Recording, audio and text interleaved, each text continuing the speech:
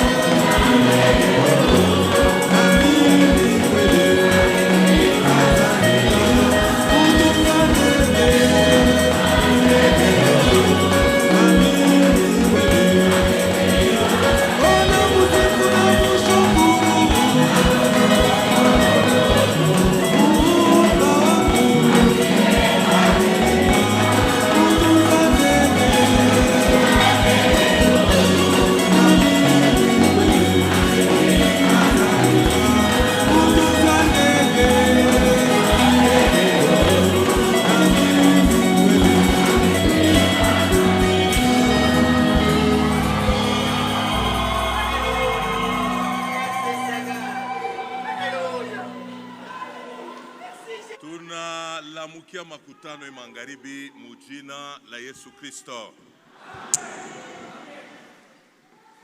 Tuna matangazo. Kama kuko ndugu alisabwa. S'il y a un frère qui a oublié quelque chose qui est devant là, s'il y a quelqu'un qui l'a oublié,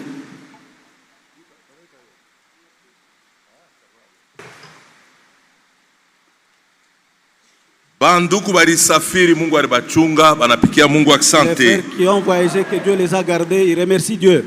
Nduku Fwamba mtumishi wa Mungu, le frère Fwamba qui est serviteur de Dieu, alikuwa mkazi ya kuhubiri pale Zambia. Il était en voyage missionnaire en Zambie. Aisha kurudia. Il est déjà de retour. Est-ce que kanisa inampokea mjina la Yesu Kristo? Est-ce que l'église le reçoit au nom de notre Seigneur Jésus-Christ? Banduku ba Kitwe, Mozambique. Les frères de Kitwe, c'est en Zambie. Chilabombwe, Mozambique. Chilabombwe, c'est aussi en Zambie.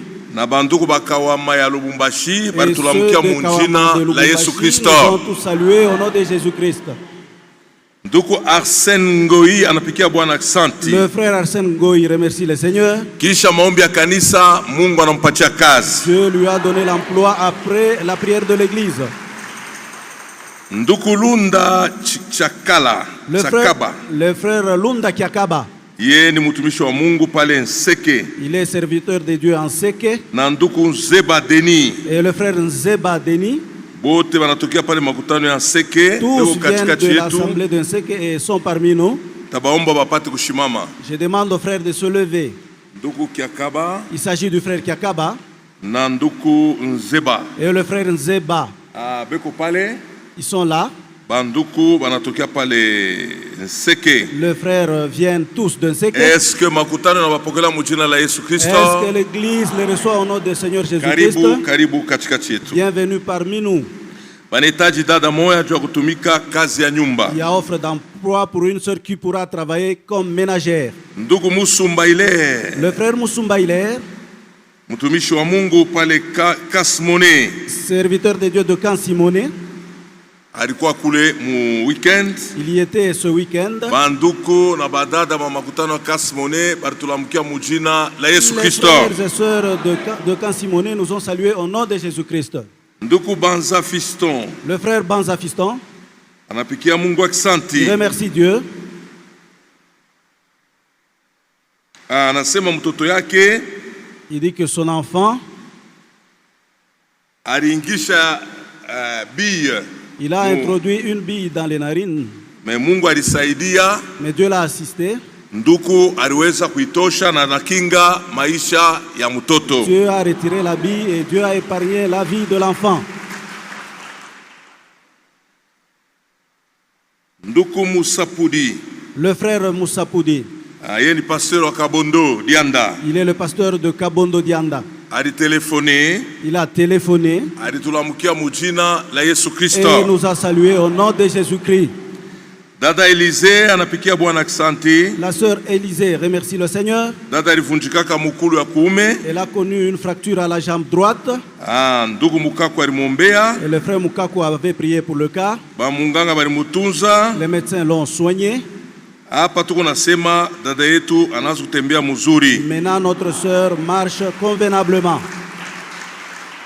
Anapikia tena Mungu asante. Elle remercie encore Dieu. Mtoto yake balimwagrese kwa bandi. Un de ses enfants a été agressé par les bandits. Balimunyanganya moto. Ils l'ont même ravi la moto. Mais balimwacha mujima. Mais du moins ils l'ont laissé vif. Mwe banduku muna ubulula mamoto, je crois ule kiana njo ule miliona jana. Vous les frères motards, je pense que j'ai été avec ce frère hier. Munyanganya moto ile parti ya njia ya Shemaf. On lui a ravi la moto au niveau anaanza kutokea kupori. Shemaf. Madamu iko na mvuya. Il venait tout saignant.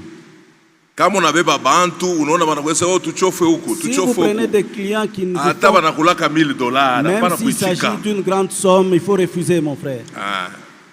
Fanya transport yako kama nikupeleka mtu mbali ni ule unafamia. Exerce ton métier avec prudence. Banafamia banamuona sasa ni kubale ba motara anasema ni mtu fulani bon. Les gens que tu connais sois hapana tu bantu auwe no twende huko wewe tufanye hivi kama tunakuongezea. Les gens qui vous indiquent n'importe quelle direction. Non, ils vous dévient. Mungu atukuzwe vile alichunga maisha ya mtoto wa dada yetu. Que Dieu soit loué pour avoir gardé la vie de Ndugu George wa quartier 5 ans. Le frère Georges du quartier 5 anatujulisha sana apoteza mtoto yake. nous informe qu'il vient de perdre son enfant. Anapoteza mtoto. Il a perdu son enfant. Na kilio kiko kwa mkubwa yake. Et le deuil est observé chez son grand frère. Ndugu yetu Dadi. Il s'agit de notre frère Dadi. Kule ku Istem. Du côté Istem. Are Kisima. La référence c'est Are Kisima. Ewa Bora. Programme ya maziko batatujulisha kisha. Le programme du deuil nous sera donné ultérieurement. Kilio kiko avenue Kabongo, le deuil est observé sur l'avenue Kabongo au numéro 4.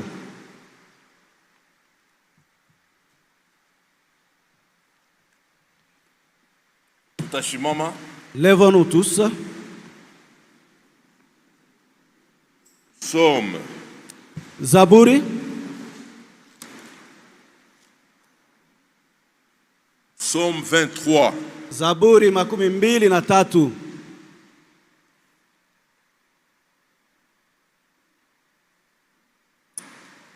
Cantique de David. Wimbo wa Daudi. L'Éternel est mon berger. Yehova ni mchungaji wangu. Je ne manquerai de rien. Sitakosewa na kitu. Il me fait reposer dans de verts pâturages. Ananipumzisha kwa malisho mabichi. Il me dirige vers des eaux paisibles. Na kunyongoza kwa maji matamu. Il restaure mon âme. Anarudisha nafsi yangu. Il me conduit dans les sentiers de la justice. Ananiongoza manjia ya haki. Pas à cause de ce que j'ai fait. Haina juu ya ile nilifanya. Pas à cause de ma vie qui est correcte. Haina juu ya maisha yangu iko mzuri. Mais à cause de son nom. Lakini kwa ajili ya jina yake.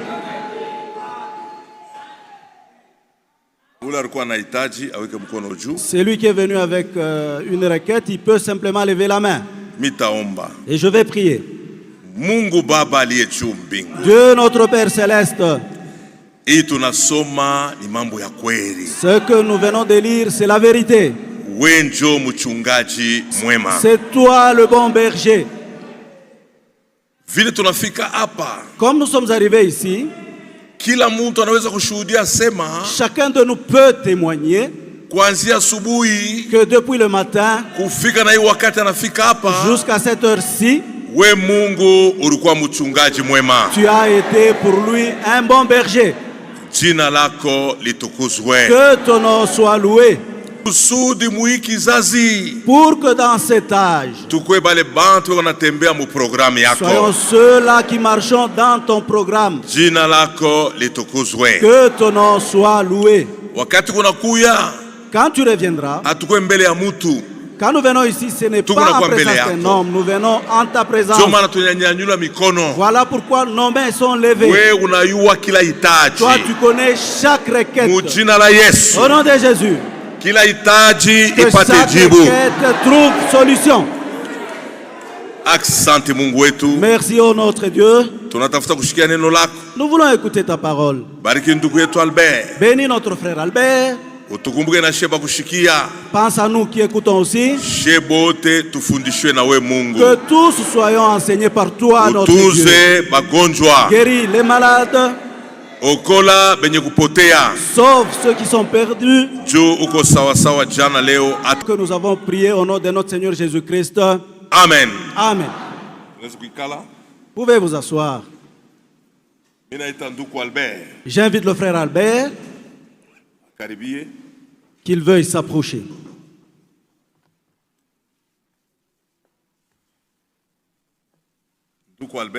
Le frère Albert, il est serviteur de Dieu dans l'assemblée de Kalukuluku. Il va nous prêcher cette semaine. Est-ce que l'église le reçoit au nom de Jésus-Christ? Que Dieu nous bénisse. Soyons disposés à écouter la parole de Dieu. Merci. C'est avec joie que je salue chaque frère. Nasalimia katika furaha kila ndugu. Je salue chaque sœur au nom de Jésus Na Christ. kila dada mujina la Yesu Kristo. Je remercie notre frère Mwamba, Ninampikia asante ndugu yetu Mwamba, notre frère Mulongoi, ndugu yetu Mlongoi, Chilunjika, na ndugu yetu Chilunjika, ainsi que tous les conseils de l'église. na shauri yote ya kanisa. Je le remercie pour la confiance qu'ils m'ont faite Nawapikia asante juu ya tumaini waliniwekea afin que je vienne apporter la parole de Dieu. ili nipate kuhubiri neno la Mungu. Je vous transmets aussi les salutations de vos frères et sœurs de Kalukuluku. Ninamiletea masalamu ya banduku yenu na batata yenu bakalukuluku. Il y a le frère James, Kuku nduku James de Kitwe aussi avec toute l'assemblée. Ils vous ont salué au wa nom de Jésus Kitwe Christ. na makutano yote alimelamukia mjina la Yesu Kristo. Le frère Pierre Kazadi, il m'a aussi chargé de vous saluer au nom de Jésus Christ. Nduku Pierre Kazadi aliniambia nimilamukie tena mjina la Yesu Kristo. Ainsi que le frère Elisha, Na ndugu Elisha vile vile il m'a aussi demandé de vous saluer au nom de Jésus Christ. aliniomba nimilamukie mjina la Yesu Kristo. Ainsi, nous nous mettons debout. Hivi tupate kusimama.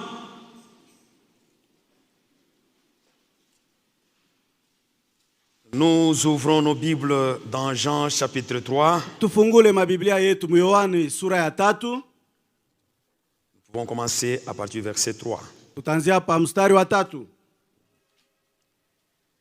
Jésus lui répondit, Yesu akamjibu, en vérité, je te le dis. kweli kweli ninakwambia wewe, Si un homme n'est né de nouveau, kama mtu azalike mara ya pili, il ne peut voir le royaume de Dieu. hawezi kuona ufalme wa Mungu. Nicodème lui dit, Nikodemo akamwambia, comment un homme peut-il naître quand il est vieux? namna gani mtu anawezi kuzaliwa wakati yeko mzee? Peut-il rentrer dans le sein de sa mère et naître? Je, anawezi kurudi tumboni la mama yake na kuzalika tena? Jésus répondit, Yesu akamjibu, en vérité, je te le dis. kweli kweli ninakwambia wewe, Si un homme n'est né d'eau et d'esprit, kama mtu azalike kwa maji na kwa roho, il ne peut entrer dans le royaume de Dieu. hawezi kuingia ufalme wa mbingu wa Mungu. Ce qui est né de la chair Iliyozaliwa kwa mwili est ni chair, mwili, et ce qui est né de l'esprit na iliyozaliwa na roho est ni esprit. roho. Que Dieu ajoute des bénédictions avec toute sa parole. Mungu apate kubariki neno lake. Vous pouvez vous asseoir. Nawezi kuikala. Nous lisons également 1 Corinthiens chapitre 15, Tutasoma vile vile Wakorintho wa kwanza sura yake 15 verset 45. mstari wa 45. Mais ce qui nous intéresse, c'est le verset 50. Ile ya muhimu kwetu ni sura 15.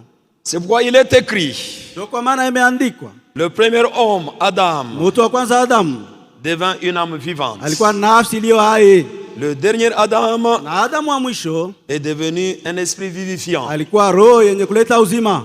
Mais ce qui est spirituel n'est pas le premier. Lakini ile ya kiroho haina njoo ya kwanza, C'est ce qui est naturel. ni ile iko ya Ce kimwili. qui est spirituel vient ensuite. Ile ya kiroho iko nafuata kisha.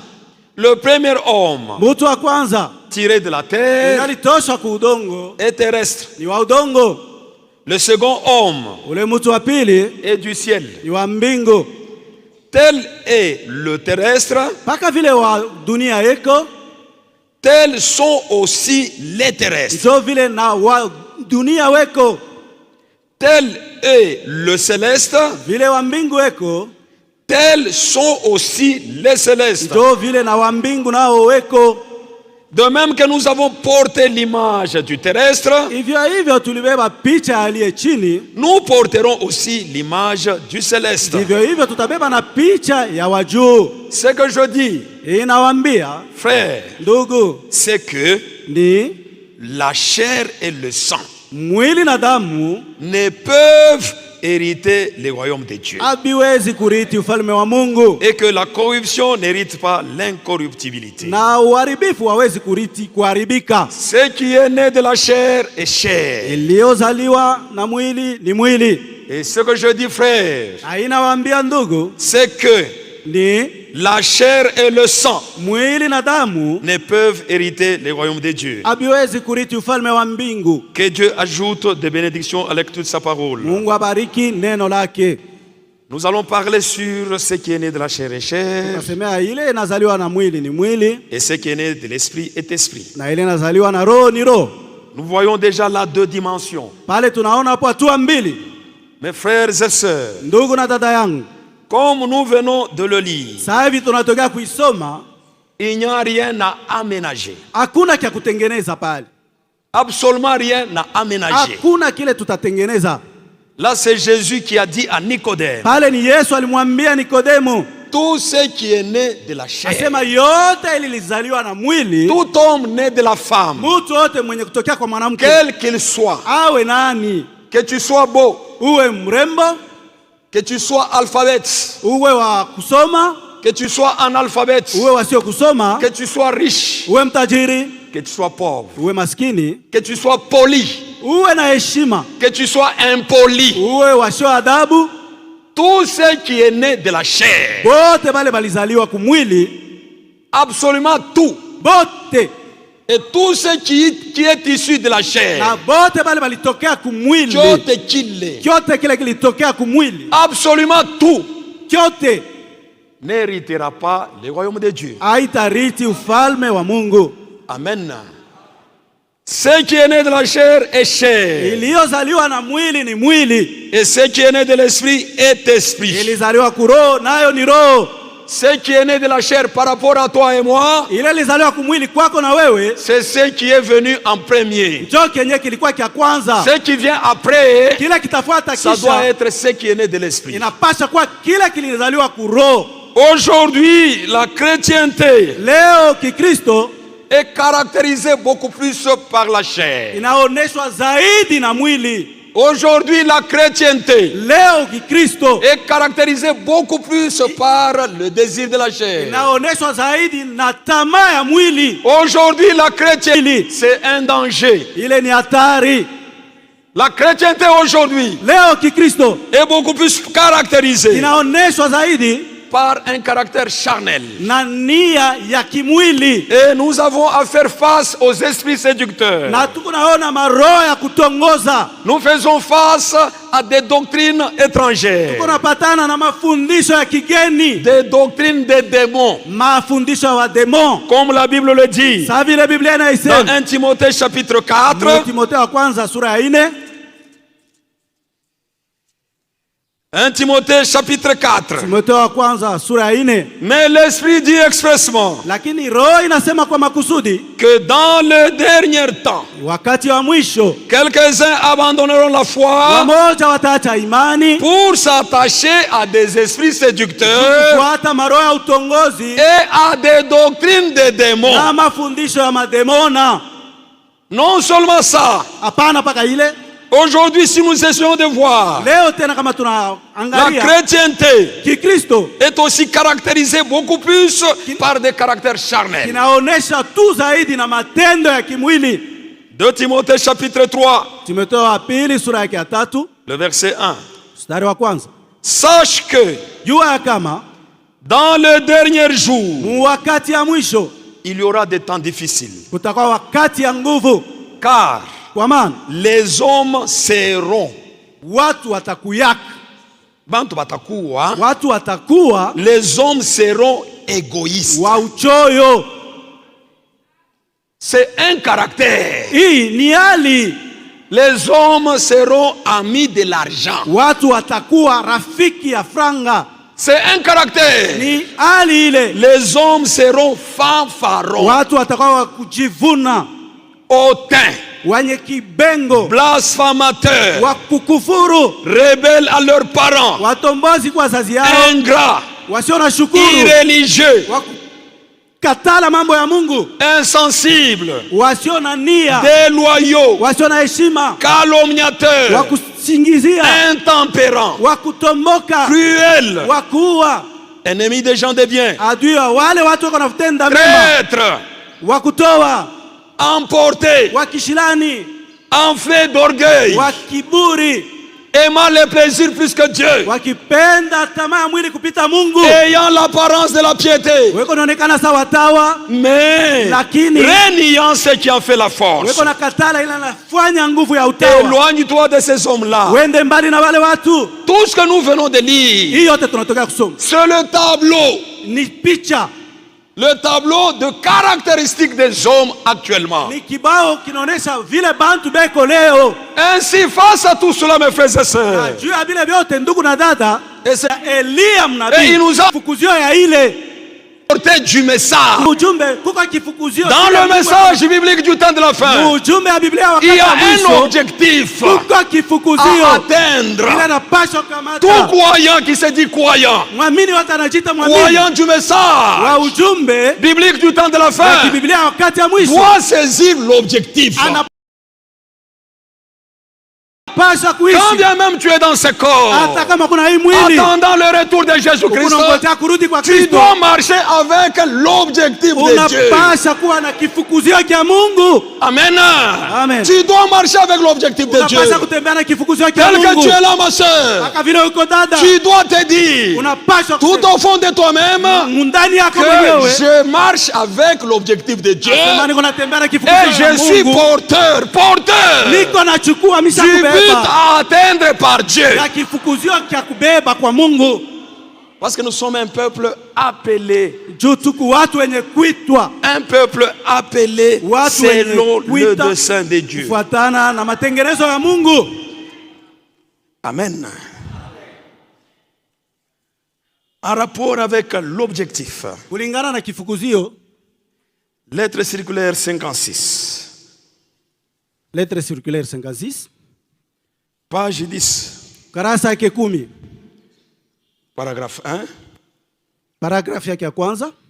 Upana wa ujumbe. Voici la teneur du message. Tazama upana ya ujumbe.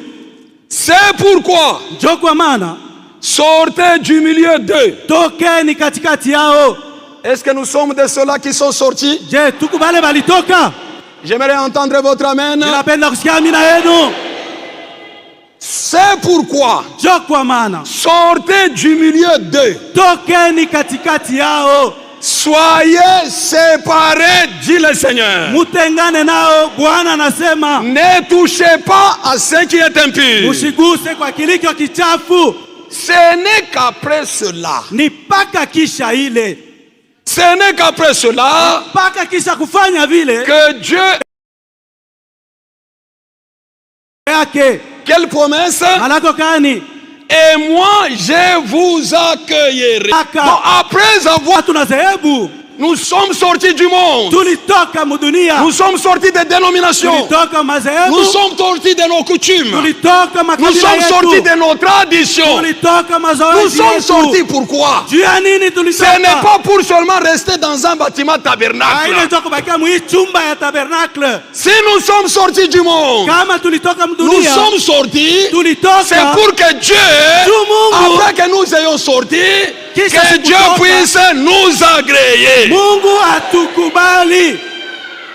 Et Dieu n'agréera jamais tout ce qui est né de la chair. Dieu n'agréera jamais ce qui est né de la chair. Nous devons retenir cela. C'est pourquoi ne nous plaisons pas de la chair. Quiconque. Amen. Amen. Lisons cela. 2 Corinthiens chapitre 6.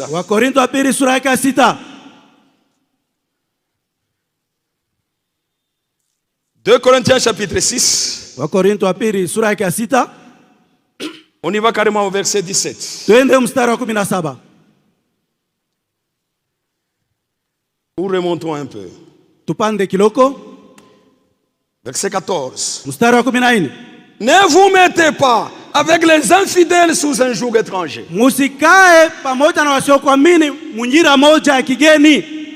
Car quel rapport y a-t-il entre la justice et l'iniquité? Est-ce qu'il y a un rapport? Est-ce qu'il y a un rapport? Ou Qu'y a-t-il de commun entre la lumière et les ténèbres? Kuko nini ya pamoja katikati ya nuru na giza? Il n'y a rien de commun. Hakuna kia pamoja. Ce qui est né de la chair, c'est la chair. Ce qui est né de l'esprit, c'est l'esprit. Quel accord y a-t-il entre Christ et Bélial? Est-ce qu'il y a un accord? Il n'y a pas d'accord. De la même manière qu'il n'y a pas d'accord entre Bélial et Christ, il n'y a pas aussi d'accord entre ce qui est né de la chair et ce qui est né de l'esprit. Où quelle part a le fidèle avec l'infidèle? C'est pourquoi, comme il n'y a pas de part, il n'y a pas d'accord, c'est pourquoi sortez du milieu d'eux et séparez-vous, dit le Seigneur. Séparez-vous. C'est au pluriel. Maintenant, mettez ça d'abord au singulier. On va dire comment?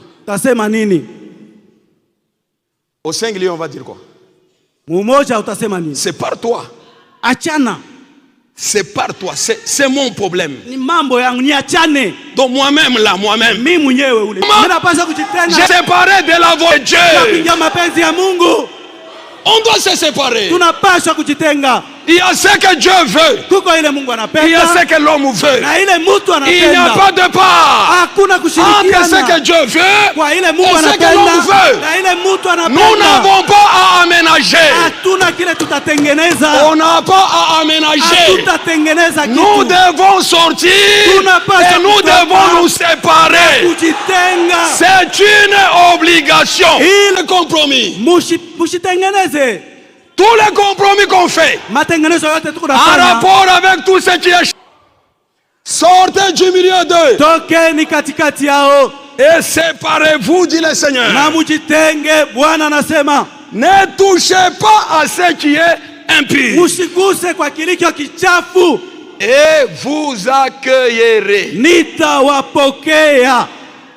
Je serai pour vous un père et vous serez pour moi des fils et des filles, dit le Seigneur Tout-Puissant.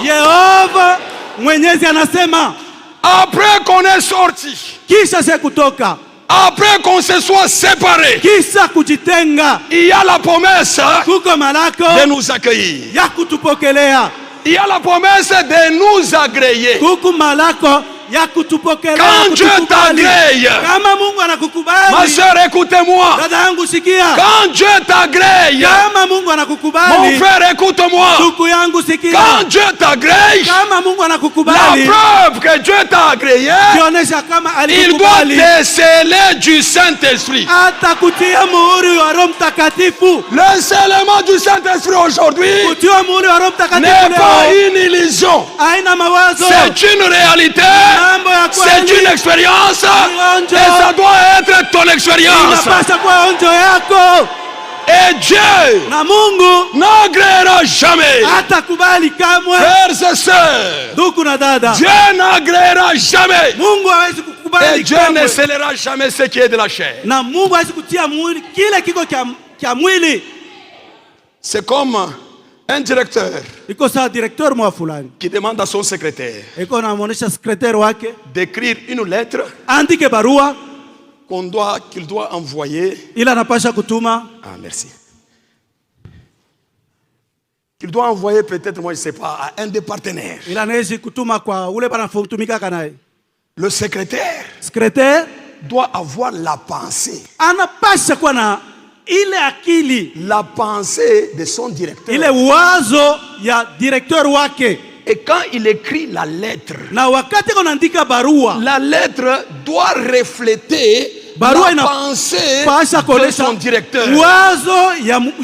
Quand le directeur prend la lettre et il la lit, et que la lettre reflète sa pensée, c'est ainsi qu'il va maintenant prendre son seau. Il va maintenant prendre son seau.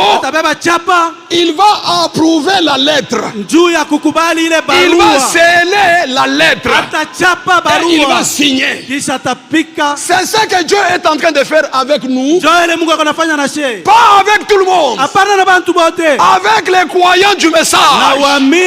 Uniquement ceux qui sont dans la vérité. Amen.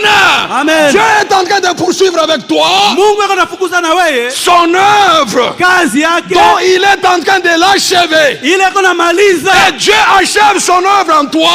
Et il doit l'achever. C'est en décelant du Saint-Esprit. Donc là où tu es, dans ce que tu fais, dans ce que tu penses, tu dois refléter Dieu. Tu dois refléter. Amen. Amen. Tu dois le refléter. La parole de Dieu, c'est l'expression de la pensée de Dieu. Et toi, tu dois être la manifestation de l'expression de la pensée de Dieu. Alléluia. Amen. La parole de Dieu, la parole de la vérité, le message biblique du temps de la fin, dans son originalité, dans son originalité, c'est l'expression. C'est l'expression de la pensée et même de la volonté de Dieu. Maintenant, toi et moi, nous devons être, nous devons devenir la manifestation de l'expression de la pensée de Dieu.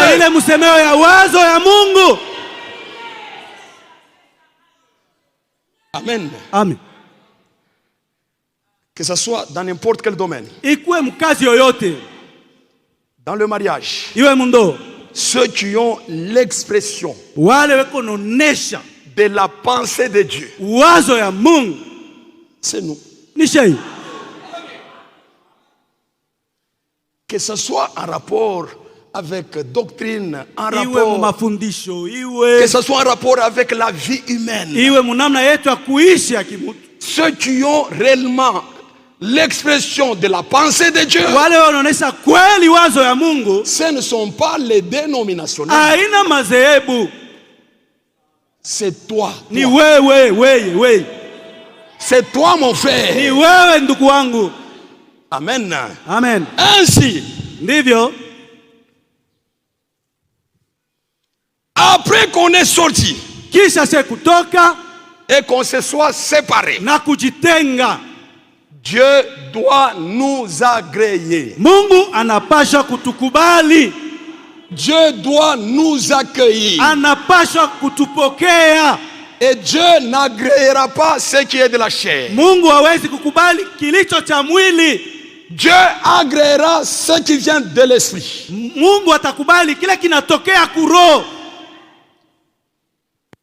Tu peux être poli. Mais c'est une politesse issue de la chair. Dieu n'agréera pas ça. Tu peux être là. Tu ne mens pas. Tu ne bois pas. Tu ne fumes pas. Le fait de ne pas mentir. Tu ne bois pas, tu ne commets pas adultère. Frère, si c'est issu de la chair, Dieu ne l'agréera pas. Retenez cela. Dans ce monde, oui, il y a des gens, des natures, ils ne peuvent pas mentir. Il y a des gens dans ce monde, des natures, ils ne peuvent pas commettre l'adultère. Ce n'est pas parce qu'ils ne commettent pas l'adultère que Dieu va les agréer. Non. Si c'est ainsi, nous avions cru le message en vain. Si c'est ainsi, nous travaillons en vain.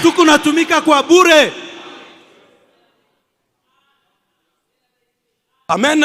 Amen. Nous devons bien comprendre, mes frères et sœurs.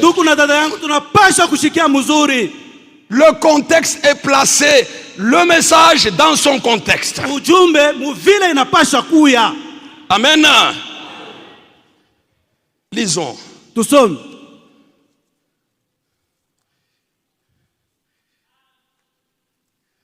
Et pourquoi Dieu n'agréera jamais tout ce qui est né de la chair? Ce qui est né de la chair a une nature. La nature de ce qui est né de la chair, c'est le péché. La nature de ce qui est né de la chair, c'est le péché. Ce qui est né de l'esprit aussi a aussi une nature. La nature de ce qui est né de l'esprit, c'est la sainteté. Il n'y a pas de rapport entre la nature de Satan et la nature de Dieu. C'est incompatible. Ça ne peut pas cohabiter. Ce qui est né de la chair est caractérisé par les œuvres de la chair. Et ce qui est né de l'esprit est aussi caractérisé par les fruits de l'esprit.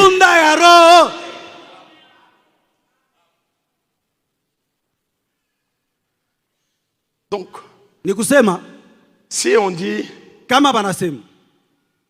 nous pouvons dire, tu peux dire à ton enfant, écoute, tu commences à te comporter très mal, toi. Tu commences à mal te comporter. Tu te comportes maintenant très mal. Tu commences maintenant à voler, toi. Tu commences à mentir. Donc, c'est-à-dire, l'enfant, il manifeste un caractère. Toutes les œuvres de la chair, l'orgueil, la médisance, la calomnie, le rapportage. Frère, c'est le caractère. Il y a quelqu'un, son caractère, c'est toujours parler en mal des autres. C'est vraiment relatif au caractère. Amen. Parfois nous négligeons ça. Je ne pense pas que nous devons t'imposer les mains pour chasser les démons d'adultère. On ne doit pas t'imposer les mains pour chasser les démons de médisance. On ne peut pas t'imposer les mains. Nous t'imposons les mains. Si tu es malade, on t'impose les mains. Parce que Dieu nous a dit, on imposera les mains aux malades et les malades seront guéris. Comme c'est un problème relatif au caractère, l'amour est exigé. Dites amen, dites amen. Dans le cas contraire aussi, Jésus est mort en vain. Kama vina vile Yesu alikufa mwabule.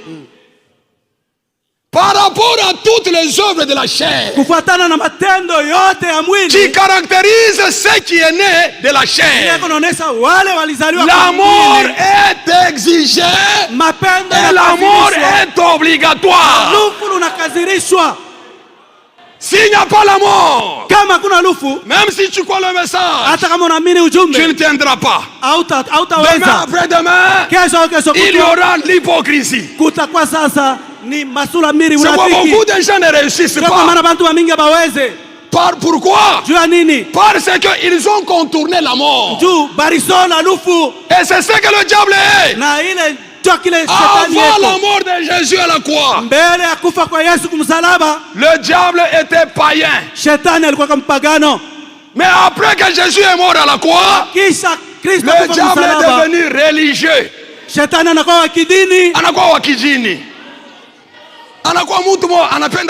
Il devient religieux, le diable. Il chante. Aujourd'hui, quand on prend une statue là, on la met ici. On dit, allez, qu'on adore, c'est notre Dieu. Personne ne restera ici. Même dans les dénominations, si on prend juste une statue là, beaucoup de gens ne vont pas croire. Le diable aujourd'hui, il est devenu religieux. Il croit aussi à Dieu. Oui, il croit en Dieu. Amen. Lisons encore.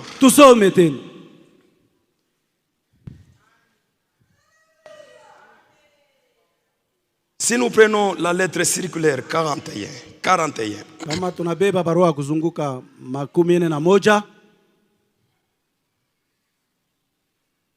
Lettre circulaire 41. Circulaire 41. Page 5. Ukarasa wake wa 5.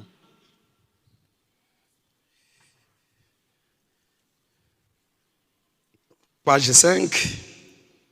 Ukarasa wake wa 5. Nous parlons de tout ça parce que le message qui nous a été donné, le message que nous croyons, c'est un message de préparation. Jean-Baptiste, il était le précurseur de la première venue de Jésus-Christ. Mais William Marion Branham, lui n'est pas précurseur. Ça a été bien dit. Comme Jean-Baptiste a été envoyé comme précurseur de ma première venue, toi, William Marion Branham, tu es envoyé avec un message. Et c'est ce message qui prépare. Et c'est pourquoi le diable est entré aussi dans le message. Avec beaucoup d'hérésies. Pour mettre en cause la préparation. Il n'y a aucun réveil qui a connu beaucoup de problèmes comme ce réveil. Essayez de voir le message en rapport avec toutes les tendances du message. La voie du salut est embrouillée. La voie du salut est embrouillée. Et tout ça, c'est le diable qui est en train de faire ça. C'est pourquoi nous devons voir les choses correctement. Pour ne pas être emportés à tout vent de doctrine. Toutes les doctrines qui existent, c'est un danger pour ton âme. Amen. Ne donnez pas foi à n'importe quoi. Et là où le message, oui, on peut lire les brochures, on peut lire la Bible. Partout, bien que on lit les brochures, les lettres circulaires, mais on y a ajouté les pensées de l'homme. Ou soit on retranche quelque chose par rapport à ce qui a été dit. il n'y a pas de préparation. Il n'y aura même pas de scellement du Saint-Esprit dans ce groupe-là. Vous êtes d'accord avec ça? C'est pourquoi tu es à Kolwezi, il ne faut pas. Il ne faut pas aller n'importe où. Il ne faut pas aller n'importe où. Tout ce qu'on dit message n'est pas message. Amen. Amen. Et le programme de Dieu aujourd'hui, ce n'est pas pratiquement se positionner par rapport à une confession religieuse. Le programme de Dieu aujourd'hui, c'est l'épouse parole. Un point entré. L'épouse parole. Et nous n'avons pas besoin de beaucoup de prédicateurs. Nous avons besoin de prédicateurs qui doivent nous garder dans ce qui nous a déjà été enseigné.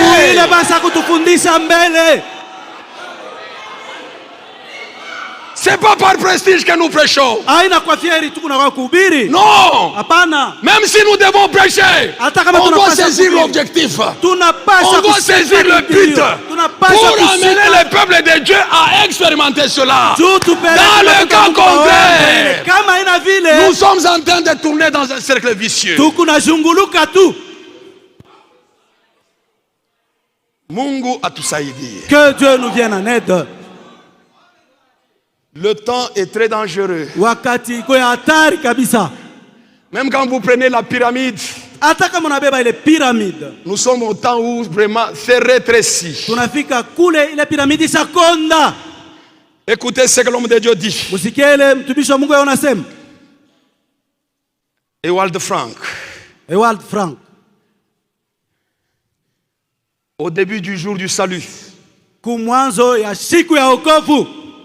il y avait des faux prophètes, il y avait des faux Christ. À la fin des temps, le temps de la grâce, il y aura beaucoup de faux docteurs.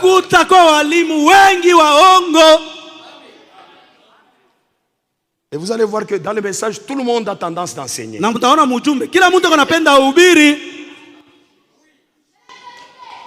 Il y aura beaucoup de faux docteurs.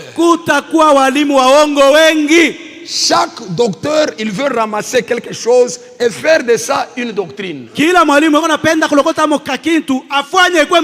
pourquoi Dieu, sachant cela, il devrait réellement nous envoyer aussi quelqu'un. Un ministère d'enseignement afin que l'église soit équilibrée. Nous en avons besoin. Et si aujourd'hui nous sommes bien équilibrés, c'est parce que nous sommes connectés à ce ministère-là. C'est très important. Amen. Amen. C'est pourquoi nous faisons beaucoup plus attention à ce que cet homme dit. Parce que ça nous permet de nous éloigner de toute hérésie. Écoutez maintenant ce qu'il dit. Et on va s'arrêter là. Lettre circulaire 41. Circulaire 41. Page 5.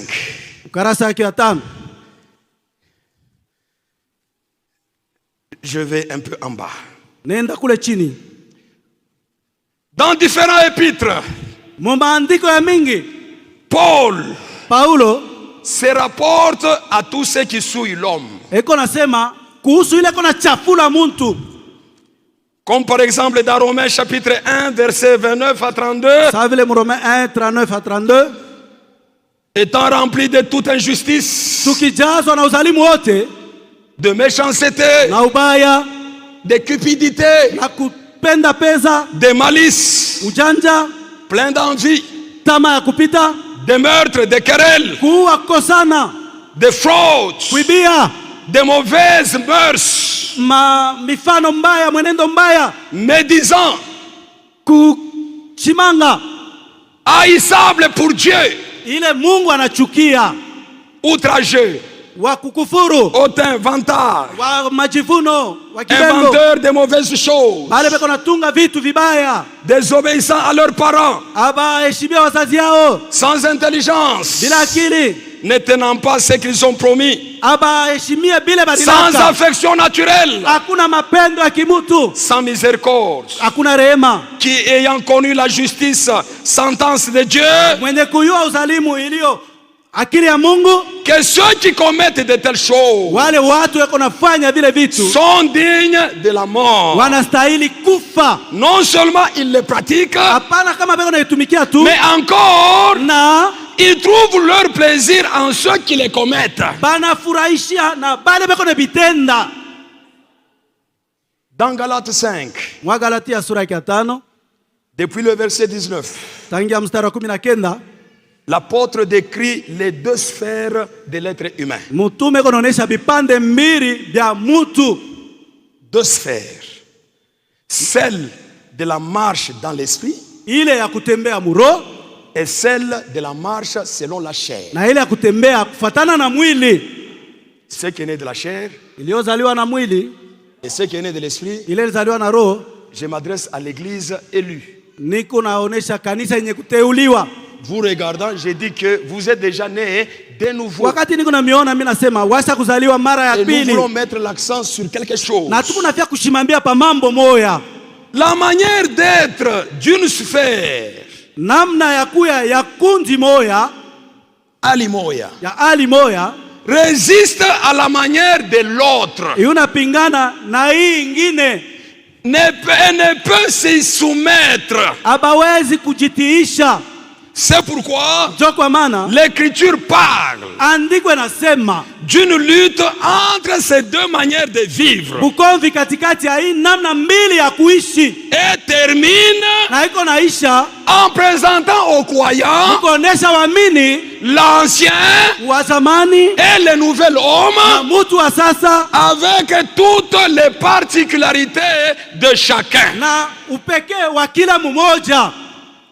Si le Seigneur le permet, on continuera demain. Pour ce soir, que le Seigneur vous bénisse.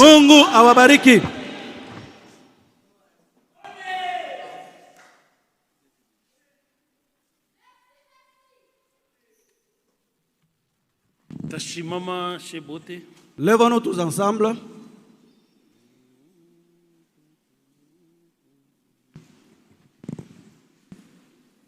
Mungu mtakatifu, Mungu mtakatifu, Mungu mtakatifu,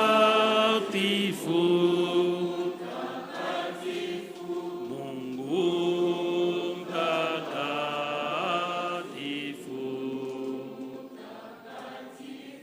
Mungu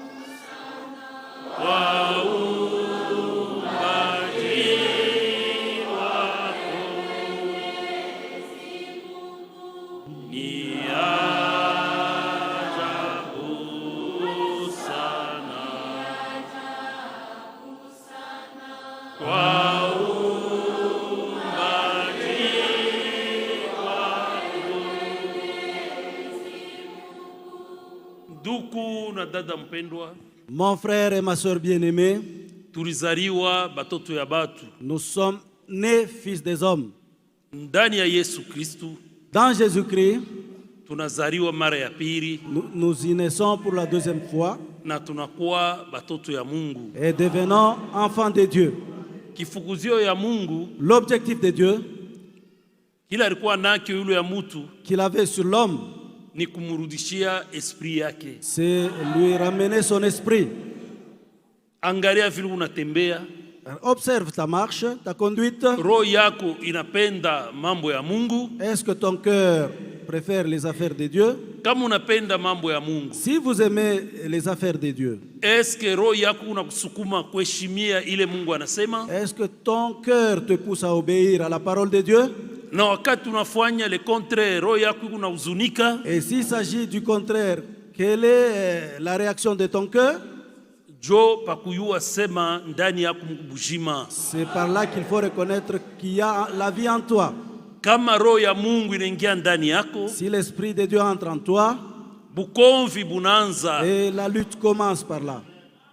Wakati yote utafanya kitu kile akina mapenzi ya Mungu, utaanza kushikia ndani yako condamnation. Chaque fois que tu agiras contrairement à la parole de Dieu, tu sentiras une condamnation soudaine. Na hautabakia calme. Et tu ne seras jamais à l'aise. Utaanza kwenda mbio kumagoti. Tu iras vite à genoux. Na kulia mbele ya Mungu kwa sababu ulimkosea Mungu. Et implorer la miséricorde de Dieu parce que tu l'as offensé. Kile kinayokuwa kia roho ni kia roho. Ce qui est spirituel est spirituel.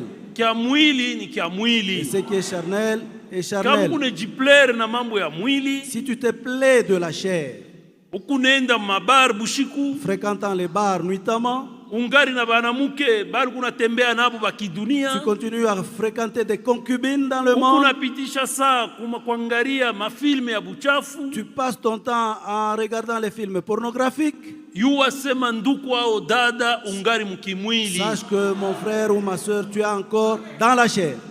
Kama ya roho inaingia ndani yako, lorsque l'esprit entre en toi, utaanza kugeuza kichwa yako kubintu byote bichafu. Tu te tourneras contre ce qui est souillé. Tutaomba. Prions tous ensemble. Kila muntu anashikia neno la Mungu. Chacun de nous a écouté la parole de Dieu. Omba ufuatana vile unashikia sauti ya Mungu. Prie selon ce que tu as entendu la parole de Dieu. Place-toi toi-même devant la face de la parole de Dieu. Tuombe. Prions.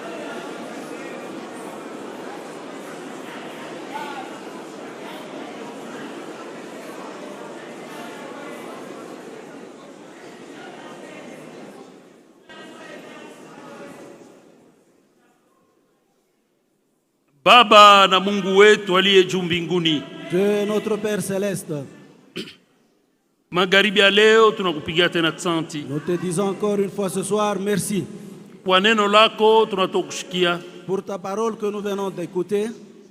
Wakati tunatoka Seigneur manyumba yetu na kufika hapa, En quittant nos maisons vers ici, Seigneur, parfois tunakuwa na hali ya kimutu, parfois nous y venons comme des hommes. mais ili kutusukuma kufika hapa Seigneur ni juu tubadilike. Ce qui nous pousse à venir ici, Seigneur, c'est pour que nous puissions changer. We Mungu, ingia en action mu maisha kila ndugu na kila dada. Toi, Dieu, entre en action dans la vie de chaque frère et sœur. Shetu kubatu we uko Mungu. Nous sommes les hommes, toi tu es Dieu.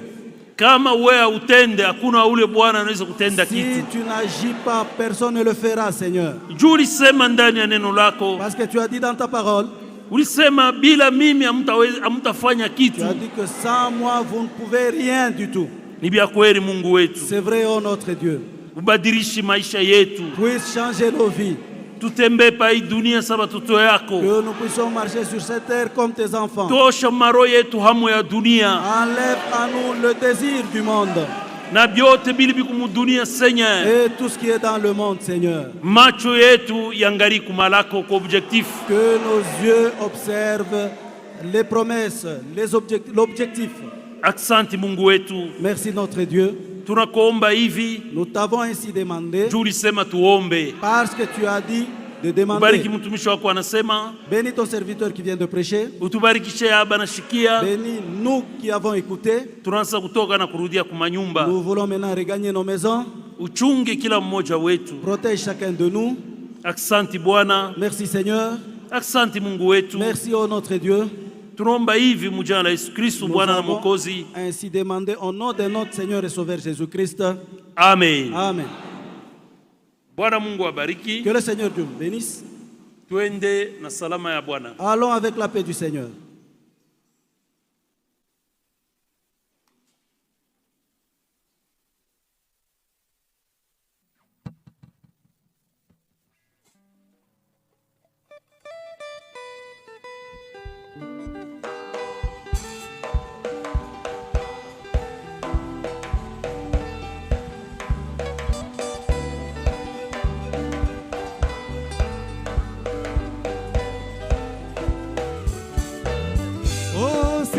Quelqu'un qui aime, quelqu'un qui m'a aimé, c'est oh, s'il y a quelqu'un qui aime, quelqu'un qui m'a aimé,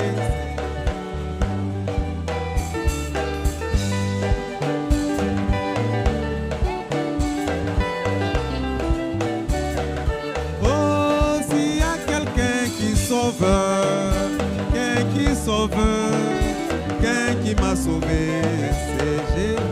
Oh, s'il y a quelqu'un qui sauve, quelqu'un qui sauve, quelqu'un qui m'a sauvé, c'est Jésus.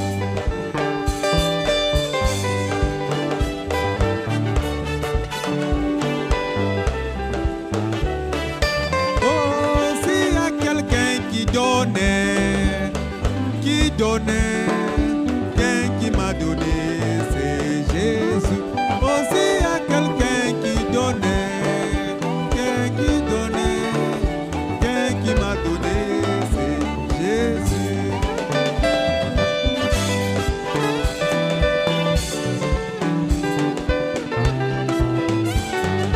Oh, s'il y a quelqu'un qui scelle, quelqu'un qui m'a scellé, c'est Jésus.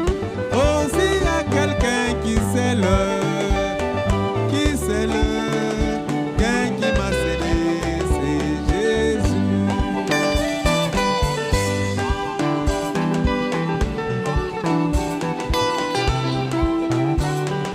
Oh, s'il y a quelqu'un qui bénit, quelqu'un qui m'a béni, c'est Jésus. Oh, s'il y a quelqu'un qui bénit, quelqu'un qui m'a béni, c'est Jésus.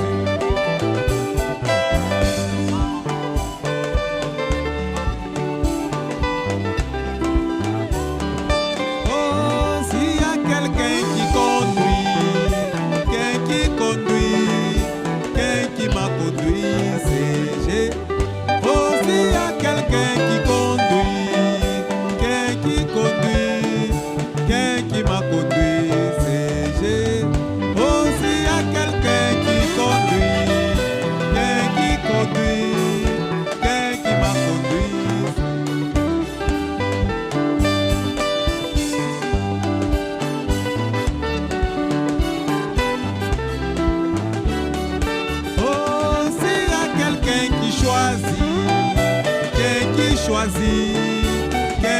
choisi, c'est Jésus.